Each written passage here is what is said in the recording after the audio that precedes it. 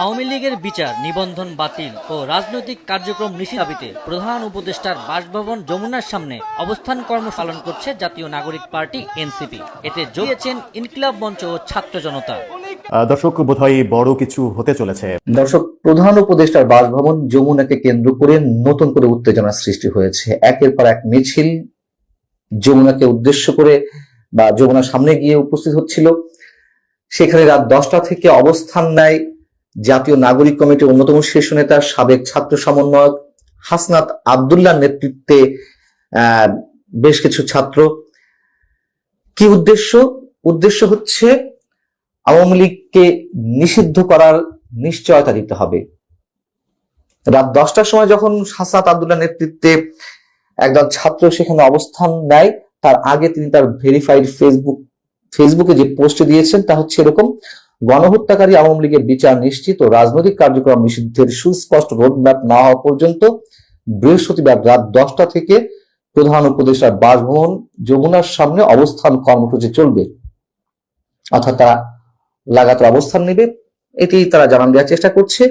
এবং তিনি বলছেন, যার এজেন্ডায়, অর্থাৎ প্রধান উপদেষ্টাকে কেন্দ্র করে বলছে, গণহত্যাকারী আওয়ামী লীগ নিষিদ্ধের সুস্পষ্ট বয়ান নেই, তার সাথে আমরা নেই।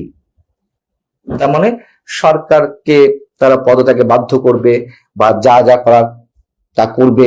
এবং এই ধরনের বক্তব্য আমরা গত কয়েকদিন ধরে জাতীয় নাগরিক কমিটির বিভিন্ন পর্যায়ের নেতা বা ইনকিলাব মঞ্চ সহ আরো কি কি সংগঠন আছে তাদের পক্ষ থেকে দাবি তোলা হচ্ছে যে প্রয়োজনে এই সরকারকে তারা ফেলে দিবে বা পদত্যাগ করাবে, নতুন করে কোন সরকার তারা বসাবে। হাসনাত আব্দুল্লাহ তার ফেসবুক পোস্টে আরেকটি পোস্টে যেমন বলছে, হয়তো এটি বুধবার সকালে বা বুধবার রাতে বা বৃহস্পতিবার সকালে দেওয়া হয়েছিল। এখানে বলা হচ্ছে যে খুনিকে দেশ থেকে নিরাপদে বেরিয়ে যাওয়ার সুযোগ দেওয়া হয়, পুলিশ আসামি ধরলেও আদালত থেকে জামিন দেওয়া হয়, শিন শারমিনকে রাষ্ট্রীয় তত্ত্বাবধানে বাসায় গিয়ে পাসপোর্ট করে দেওয়া হয়, ইত্যাদি ইত্যাদি। কথা হচ্ছে যে এই যে এত এত দাবি তোলা হচ্ছে, কই আমরা তো এর মধ্যে সমাজের যে অসঙ্গতিগুলো, ভয়ঙ্কর যে বিপদ সংকটগুলো আমাদের সামনে রয়েছে তা নিয়ে কখনো কোনো কথা বলতে শুনছি না। আওয়ামী লীগের বিচার আপনারা চাইতেই পারেন, আমরা অনেকেই চাই আওয়ামী লীগ নেতাকর্মীদের, দল হিসেবে আওয়ামী লীগের নয়। সবচেয়ে এই মুহূর্তে তুমুল যে উদ্বেগের বিষয়, তুমুল বিতর্কিত বিষয়, রাখাইনের উদ্দেশ্যে করিডোর দেওয়া নিয়ে সরকারের যে প্রাথমিক সিদ্ধান্ত বা বিভিন্ন পর্যায়ে আলোচনার বিষয়গুলো তারা নিজেরাই বলছে, সেই বিষয়ে তো হাসনাত আব্দুল্লাহরা এখনো পর্যন্ত একটি কথা উচ্চারণ করেনি যে দেশের জন্য, সার্বভৌমত্বের জন্য যা হুমকি, এই ধরনের কোনো সিদ্ধান্ত নেওয়া যাবে না। দেশের স্বাধীনতা হুমকিতে পড়ে এমন কোনো আলোচনা কারোর সাথে করা যাবে না, একটা টু শব্দ আমরা শুনিনি। সেখান থেকে আমাদের মনে প্রশ্ন জাগে যে কেন শুধুমাত্র আওয়ামী লীগ নিষিদ্ধ করা? আমরা তো সবাই বলছি যে আওয়ামী লীগের যারা অপরাধী, আওয়ামী লীগের যারা হত্যাকারী, খুনি, চোর, ডাকাত, ছাত্র, ব্যাংক লুটেরা, গণতন্ত্র হত্যার সঙ্গে জড়িত, তাদের সবার বিচার তো আমরা চাই। কিন্তু তারা তো সবকিছু বিচার চাইছে না, এবং তাদের রাজনীতির অন্যতম মূল পুঁজি, একমাত্র পুঁজি এখন আওয়ামী লীগকে নিষিদ্ধ করা, এই বয়ান সবার সামনে তুলে ধরা। যদিও এরকম অনেক কিছু আমরা তাদের মুখ থেকে বেরোতে দেখেছি, সংবিধান ছুঁড়ে ফেলা থেকে শুরু করে আরো অনেক কিছু, সেগুলো কিন্তু স্থায়ী হয়নি। তার চেয়েও বড় কথা, ফ্যাসিস্ট হিসেবে তাদের বক্তব্য অনুযায়ী আওয়ামী লীগ ফ্যাসিস্ট, এবং ফ্যাসিস্টের বিচার করতে হবে, ফ্যাসিস্ট দলকে নিশ্চিহ্ন করতে হবে, নিষিদ্ধ করতে হবে, নির্মূল করতে হবে। কই একটা বারের জন্য তাদের মুখ থেকে আমরা একটা বারের জন্য শুনিনি যে স্বাধীনতা বিরোধীদের বিচার করতে হবে, স্বাধীনতা বিরোধী শক্তি হিসেবে যেই সংগঠন বা প্রতিষ্ঠান বা দলগুলো রয়েছে তাদের বিচার করতে হবে। বরঞ্চ আমরা দেখি যে এই ধরনের দলের সাথে তারা এক মঞ্চে উঠে সেই দলের নেতাদের সঙ্গে একই স্লোগান দিচ্ছেন। মানুষের প্রত্যাশা, মানুষের ভালোবাসা, মানুষের শ্রদ্ধা তাদের প্রতি কিভাবে থাকবে? এবং এই হাসনাত আব্দুল্লাহ তো অবশ্যই অকুতোভয় সৈনিক, তারা শেখ হাসিনা বিরোধী আন্দোলনে যথেষ্ট সাহসিকতা পরিচয় দিয়েছে। কিন্তু সেই সাহসিকতা কেন একটা পর্যায়ে এসে মবে রূপান্তর নেবে?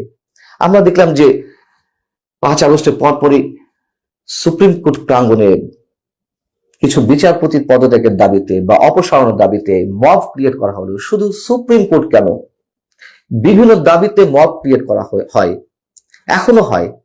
বিভিন্ন গণমাধ্যম আক্রমণ করা হয় মব ক্রিয়েট করার মাধ্যমে। তাদের প্রতি মানুষের যে শ্রদ্ধা, ভালোবাসা, স্নেহ ছিল সেগুলো থাকছে না। এটি চরম বাস্তবতা। সেই জায়গা থেকে তারা এখন তাদের একমাত্র পুঁজি আওয়ামী লীগকে নিষিদ্ধ করার দাবি তুলতে হবে, করতে হবে। আন্তর্জাতিক গণমাধ্যম আল জাজিরাকে দেওয়া সবশেষ যে সাক্ষাৎকার প্রধান উপদেষ্টার, সেখানে তিনি বলেছেন যে আল জাজিরার সাংবাদিকের প্রশ্নের উত্তরে যে আওয়ামী লীগকে নিষিদ্ধ করার বিষয়টি জনগণই নির্ধারণ করবে। সাংবাদিকের প্রশ্নের উত্তরে আবার প্রধান উপদেষ্টা বলেছেন এটি ইসিও দেখতে পারে আর রাজনৈতিক দলগুলোও সিদ্ধান্ত নিতে পারে। এখন ইসি কি সিদ্ধান্ত নিতে পারে, এটি সিগনিফিকেন্ট এই কথাটা। এর আগে আমরা আলোচনা করেছি, এই যে হাসনাত আব্দুল্লাহ যে তুমুল উত্তেজনা সৃষ্টি করছেন, ইসির মাধ্যমে আওয়ামী লীগের নিবন্ধন হয়তো বাতিল হতে পারে। এটা অস্বাভাবিক কিছু নয়, এবং এটাও অস্বাভাবিক নয় আওয়ামী লীগকে যদি নিষিদ্ধ করা হয়, সেটাও অস্বাভাবিক কিছু নয়। ছাত্রলীগকে নিষিদ্ধ করা হয়েছে এক কলমের খোঁচায়, নির্বাহী আদেশে, আওয়ামী লীগকেও করতে পারে। কিন্তু তাতে সমাধানটা কি আসবে? কাগজে পত্রে নিষিদ্ধ ঘোষণা করে দেওয়া হলো বা বিচারের মাধ্যমে করা হলো, যেভাবেই করা হোক না কেন, আওয়ামী লীগ নির্মূল হয়ে যাবে? আওয়ামী লীগের যে কোটি কোটি সমর্থক, অ্যাক্টিভিস্ট, তারা সব অন্য দলে জয়েন করবে? এবং আমরা দেখলাম যে বিএনপি যদিও চায় না যে আওয়ামী লীগের নিষিদ্ধ এভাবে হোক, তবে আওয়ামী লীগের নেতা কর্মীদের টার্গেট করেছে প্রায় সব দল। এনসিপির বিরুদ্ধে বা জাতীয় নাগরিক কমিটির বিরুদ্ধে তো এক ধরনের অভিযোগ রয়েছে, যারা কাউন্সিলর হিসেবে নির্বাচিত হয়েছে আওয়ামী লীগের, যারা স্বতন্ত্রভাবে বা আওয়ামী লীগ মনোভাবাপন্ন, তাদেরকে দলে নেওয়া হবে, এরকম একটি বিষয় তো মাঝে বেশ আলোচনা এসেছে।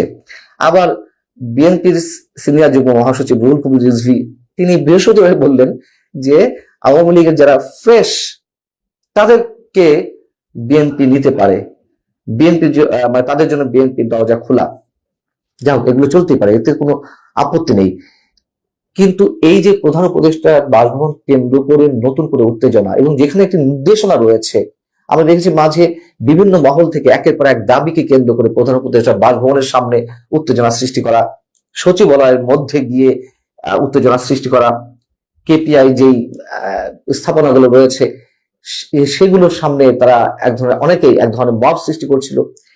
হাসনাত আব্দুল্লাহরা এই যে 10টার সময় থেকে রাত 10টা থেকে প্রধান উপদেষ্টা বাসভবনের সামনে অবস্থান কর্মসূচি গ্রহণ করলেন, এতে কি সরকারের সেই নির্দেশনা ভায়োলেট করা হলো না? এবং আমার ধারণা এই যে একটা উত্তেজনা তুমুল ভাবে সৃষ্টি করা হচ্ছে, তার মধ্য দিয়ে আওয়ামী লীগের নিবন্ধন আপাতত বাতিল হতে পারে। এখন সবকিছু তো দিনক্ষণ দিয়ে করা হচ্ছে, এরকম একটি ঘোষণা সরকারের পক্ষ থেকে আমরা নানানভাবে পাচ্ছি। যেমন গণহত্যা, মানে আওয়ামী লীগের যারা গণহত্যার সঙ্গে জড়িত যা বলা হচ্ছে, এবং এই গণহত্যার দায়ে যে মামলাগুলো হয়েছে, তার একটি অংশ অন্তত বিচার হবে নির্বাচনের আগে। দিনক্ষণ দিয়ে বিচারের রায় পাওয়া যায় বা রায় দেওয়ার মানসিকতা থাকে, এটি তো আমরা কখনো দেখিনি। আওয়ামী লীগের সময় বিচার ব্যবস্থাও কলুষিত হয়েছে, কিন্তু সবকিছুর আপগ্রেডেড ভার্সন যেন 5 আগস্টের পর থেকে আমরা বিভিন্ন পর্যায়ে থেকে দেখতে পাচ্ছি। কিন্তু এই অবস্থাগুলো মানুষ কোনোভাবেই স্বাভাবিকভাবে নিতে পারছে না, এটি চরম বাস্তবতা। দর্শক, বোধহয় বড় কিছু হতে চলেছে। শেখ হাসিনা সরকারের বিরুদ্ধে যারা আন্দোলন করেছিলেন, সেই আন্দোলনে সফলতা পেয়েছিলেন, একটা অভ্যুত্থান ঘটেছিল। সেই অভ্যুত্থানের পরে আবার কি নতুন করে আরও একটা অভ্যুত্থানের দিকে আমরা যাচ্ছি? নতুন করে ডক্টর ইউনূসের সরকারের বিরুদ্ধে কি অভ্যুত্থানের ডাক দেবে বৈষম্য বিরোধী আন্দোলনের ছাত্র নেতারা? সেরকম পরিস্থিতির দিকেই কি যাচ্ছে? ঘটনা সবগুলো এক জায়গায় করলে সেরকম মনে না হওয়ার কোনো কারণই থাকতে পারে না। একটা বড় ঘটনা ঘটেছে, জুলাই ফাউন্ডেশন থেকে পদত্যাগ করেছেন মীর মুগ্ধর ভাই মীর স্নিগ্ধ। প্রধান নির্বাহীর পদ থেকে তিনি পদত্যাগ করেছেন। এমন আলোচনাও হচ্ছে তাকে এই পদ থেকে সরিয়ে দেয়া হয়েছে। সেখানে একজন আর্মি অফিসারকে নিয়ে আসা হয়েছে। জুলাই ফাউন্ডেশন নিয়ে নানা রকমের 9/6-এর গল্প আমরা শুনেছি। এখানে নানা রকমের উদ্ভট কর্মকাণ্ড হয়েছে, টাকার একেবারে বারো ছড়াদ্দ হয়েছে, সেই ব্যাপারগুলোকে গুছিয়ে আনার জন্যই কি একজন আর্মি অফিসারকে নিয়ে আসা হলো? ব্যাপারগুলো ঘোলাটে। অন্যদিকে হাসনাত আবদুল্লাহ প্রধান উপদেষ্টার বাসভবন ঘেরাওয়ের ডাক দিলেন। অন্যদিকে শুনছি একযোগে ৫৬ জন নেতাকর্মী বৈষম্য বিরোধী আন্দোলন থেকে পদত্যাগের ঘটনাও ঘটেছে। কি ঘটছে, কি ঘটতে চলেছে?